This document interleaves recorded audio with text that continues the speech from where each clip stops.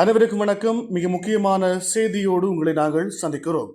குறிப்பாக கிளிநொச்சி மாவட்ட குற்றத்தடுப்பு பிரிவு பொறுப்பதிகாரி மற்றும் கிளிநொச்சி மாவட்ட சிரேஷ்ட போலீஸ் அத்தியட்சகர் அவர்களின் வழிகாட்டலின் கீழ் கிளிநொச்சி மாவட்ட குற்றத்தடுப்பு பிரிவு மேற்கொண்ட சுற்றி வளைப்பின் போது கிளிநொச்சி D4 மருதநகர் பகுதியிலே பெருந்தொகையான கேரள கஞ்சா பறிமுதல் செய்யப்பட்டுள்ளது. 131 கிலோ கேரள கஞ்சா இவ்வாறு பறிமுதல் செய்யப்பட்டிருக்கிறது. இதனுடைய சந்தை பெறுமதி 3 கோடி ரூபாய்க்கு மேலதிகமாக இருக்கும் என போலீசார் தெரிவிக்கின்றார்கள்.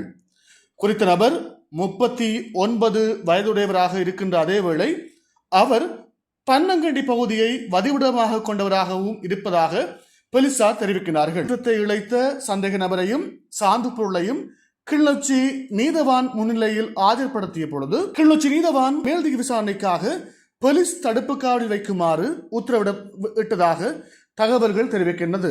எனவே இது போன்ற பல தகவல்களை உங்களுக்கு நாங்கள் வழங்க காத்திருக்கிறோம். லங்காஃபோ ஊடகத்தினூடாக இணைந்திருங்கள். நன்றி.